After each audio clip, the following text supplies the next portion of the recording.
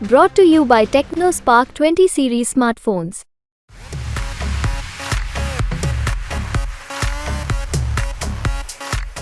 देखिए रुझान ये नज़र आया कि जो मुद्दे रहे प्रभावी वो ये रहे कि एक तो गौवंशों की समस्या यहाँ पर देखने को मिली है पिछले काफ़ी सालों से, वो रहा मुद्दा ग्रामीण क्षेत्रों में।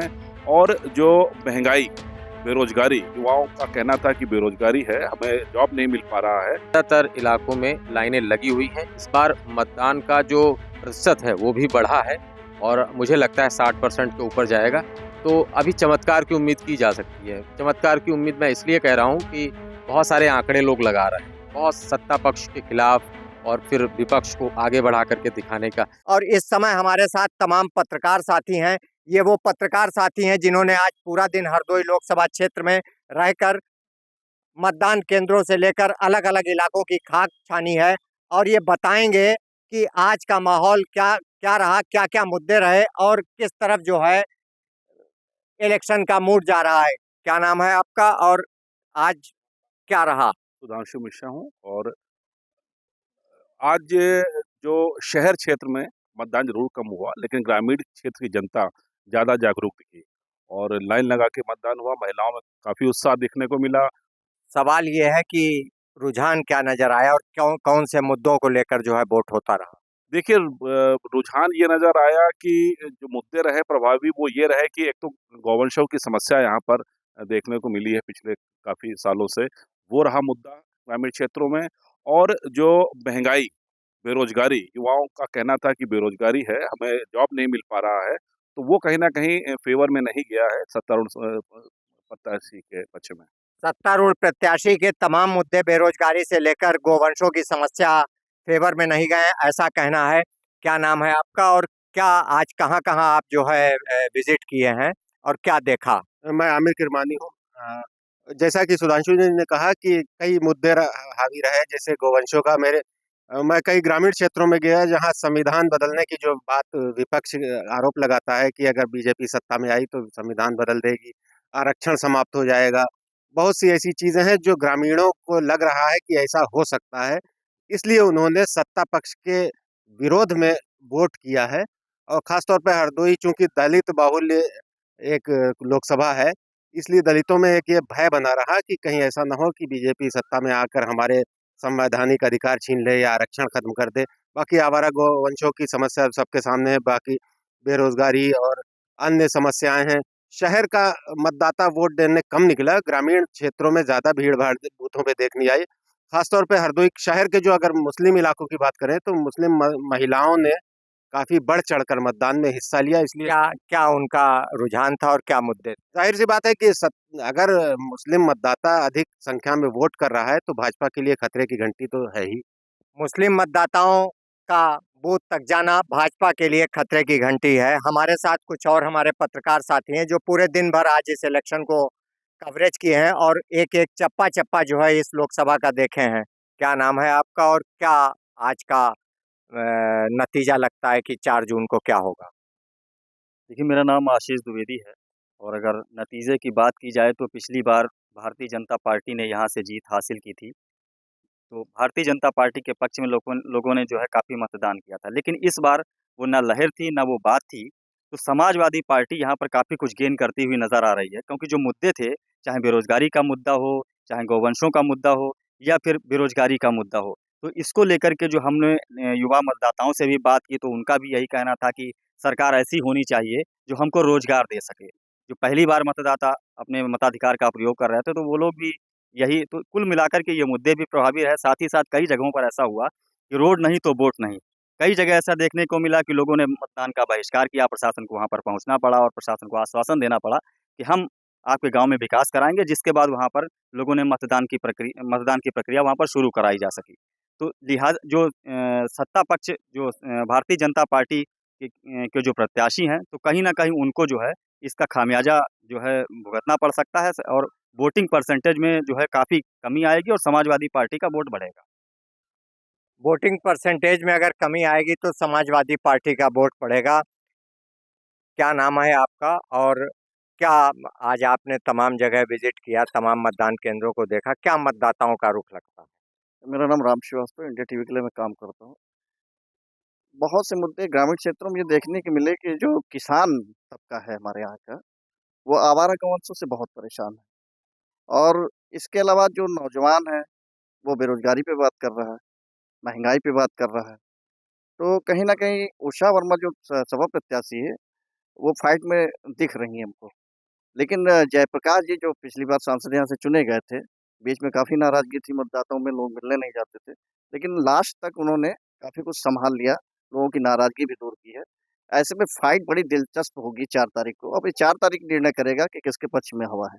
फाइट बड़ी दिलचस्प होगी ऐसा कहना है। क्या नाम है आपका और क्या लगता है आपको, रुझान क्या है आपके मुताबिक? अरविंद तिवारी हमारा नाम है और अगर बात करें लोकसभा क्षेत्र हरदोई सदर की, तो यहाँ पिछले चुनाव की अपेक्षा इस बार मुद्दे भी अलग थे, क्योंकि विपक्ष ने एक संविधान बदलने की बात कही और लगातार चर्चा में। इसका भी असर देखने को मिला है। दलित जो मतदेय स्थल थे, जिन पे ठीक-ठाक भीड़ होती थी, इस बार भी लोगों ने जम के वोट किया, लेकिन बीजेपी का जो बेस वोट था, वो वहाँ नहीं दिखाई पड़ा। दूसरा, हरदोई जनपद की सबसे बड़ी समस्या है पलायन और ग्रामीण क्षेत्रों में गौवंश की। इसको लेकर भी सरकार कहीं कुछ काम करती दिखी नहीं। दूसरा, किसानों से एक वादा किया था कि आय दोगुनी करें, वो भी की नहीं। तो कहीं न कहीं जनता में रोष भी है और बीजेपी से अलगाव भी। बीजेपी के प्रति लोगों में गुस्सा इस बात को है क्योंकि पलायन एक बड़ी समस्या है। क्या नाम है आपका? और तमाम जगह आज आपने विजिट किया, तमाम मतदान केंद्रों को देखा, तमाम मतदाताओं से बात की होगी, क्या निकल के आया है? मेरा नाम आदर्श त्रिपाठी है। मैंने हरदोई, संडीला, उसके अलावा गौसगंज, मल्लावा माधवगंज यानी कई विधानसभा क्षेत्रों में हमने भ्रमण किया है, देखा है वहाँ पे। मतदान हो रहा है, काफ़ी अच्छी लाइनें लगी हुई हैं और कुछ जगहों पर थोड़ा-सा सन्नाटा देखने को मिला, लेकिन ज़्यादातर इलाकों में लाइनें लगी हुई हैं। इस बार मतदान का जो प्रतिशत है, वो भी बढ़ा है और मुझे लगता है 60% के ऊपर जाएगा। तो अभी चमत्कार की उम्मीद की जा सकती है। चमत्कार की उम्मीद मैं इसलिए कह रहा हूँ कि बहुत सारे आंकड़े लोग लगा रहे हैं, बहुत सत्ता पक्ष के खिलाफ और फिर विपक्ष को आगे बढ़ा करके दिखाने का। तो मैं कह रहा हूँ कि कहीं ऐसा ना हो, कोई ऐसा चमत्कार हो जाए जो सारी गणित को फ़ेल कर दे। कैसे ये इस बात को कह रहे हैं? मैं इसलिए कह रहा हूँ क्योंकि मैंने जब अलग-अलग समुदाय के लोगों से बात की, हमने ओबीसी से बात की, हमने जनरल से बात की और उसके बाद में हमने एससी से बात की, तो सारे लोग एक मत नहीं दिखे। मतलब जब मैंने उनको बहुत ज़्यादा हाथ पकड़ कर के पूछा, तो डरते-डरते मुस्कुरा कर के वो ऐसी बात कह गए, तो उससे ये लगा कि कहीं न कहीं अभी सत्ता पक्ष को मजबूती है। सीधे हम ये नहीं कह सकते हैं कि भारतीय जनता पार्टी को नुकसान हो रहा है। मतदाताओं की खामोशी और उनका वोट डालना एक दिलचस्प जो है तस्वीर सामने लाएगा, ऐसा कहना है। क्या नाम है आपका और किन-किन इलाकों में आज आपने हरदोई लोकसभा के किन-किन इलाकों में आप गए और क्या देखा? मैं सुनील कुमार हूँ जनतंत्र टीवी से। कई क्षेत्र में हम लोग गए और आज कई जगह पर बहिष्कार की बात भी सामने को आई। कहीं सड़क का मुद्दा था, कहीं आवारा जानवर का मुद्दा था। तो हरदोई में 3-4 विधानसभा ऐसी थी जहाँ पर बहिष्कार के मामले सामने आए। और बात अगर की जाए लोकसभा जो प्रत्याशी हैं, पिछली बार जो ज़्यादा वोटों से जीते थे, अब उस बार उतनी वोटों से वो अभी नहीं जीत पाएंगे। कम थोड़ा-सा अंतर अब की बार जीत का जो मार्जिन है, ऐसा पत्रकार साथियों का कहना है कि जो जीत का मार्जिन है अब की बार वो कम होता दिखाई पड़ रहा है। हमारे साथ कुछ और पत्रकार हैं जिन्होंने लगातार जो है इस चुनाव को इसकी पूरी कैंपेन को देखा है और आज भी जो है सुबह से पूरे शाम तक जो है ये मौजूद रहे मतदान केंद्रों पर। क्या नाम है आपका और क्या रुझान है आज मतदाताओं का? और कौन-कौन से मुद्दे थे? सौरभ त्रिपाठी नाम है। अगर हम आपको बताएँ आज की बात, तो हमने हरदोई, गोपामऊ, शाहाबाद, सांडी 4-5 विधानसभा क्षेत्र गए, देखे पोलिंग बूथ भी देखे। सुबह के टाइम पे तो पोलिंग बूथ पे कुछ लोगों में जोश दिखा, लेकिन हालाँकि पोलिंग बूथ पे सन्नाटा रहा, परसेंटेज बढ़ता चला गया। इस समय हरदोई 5 बजे का जो परसेंटेज है 54% करीब है। 6 बजे जो लास्ट आएगा वो लगभग 60 से आस-पास पहुँच जाएगा। रुझान अगर बात करें तो रुझान बीजेपी और सपा के ही टक्कर है, बसपा 20 से निकल चुकी है। बसपा पलड़ा किसका ज़्यादा मजबूत नज़र आ रहा है? परसेंटेज बढ़ा है, इसका मतलब है बीजेपी के पक्ष में वोट पड़ा है। सपा का जो भी वोट बसपा का नहीं पड़ पाया है, वो सब बीजेपी में चला गया है। लोगों में जहाँ-जहाँ गए पोलिंग स्टेशन, जो पोलिंग बूथ बसपा के या सपा के थे, उन पे सन्नाटा दिखाई पड़ा है। शहर की बात करें, शहर में जो बीजेपी का वोट बैंक था, वहाँ भी सन्नाटा दिखाई पड़ा है। तो ये अनुमान तो 4 तारीख को ही लगेगा किसके पास पक्ष में ज़्यादा वोट है, किसका कम है। अजीबोगरीब बात है कि मतदान केंद्रों पर सन्नाटा है और पोलिंग परसेंटेज का बढ़ना ये कुछ लोगों के समझ से परे की बात है। हमारे साथ कुछ और साथी हैं जिन्होंने तमाम मतदान केंद्रों को देखा है। क्या नाम है आपका और क्या निचोड़ बता रहे हैं आज? जी, मेरा नाम उबैद खान है। निचोड़ यही है जैसे कि आज जब हम मतदान केंद्रों पर गए, तो वहाँ मतदाताओं में उत्साह देखने को मिला और जो युवा मतदाता है वो बेरोज़गारी के नाम पर वोट दे रहा है।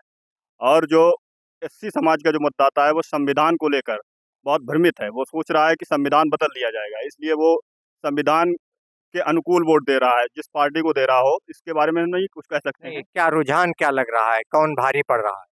रुझान में तो बीजेपी और सपा की ही टक्कर है और हार-जीत का भी आंकड़ा जो होएगा 10 से 20 हज़ार का ही होगा। इस बार जो हार-जीत का आंकड़ा 1 लाख के ऊपर नहीं जाएगा, 10 से 20 हज़ार के अंदर ही होगा।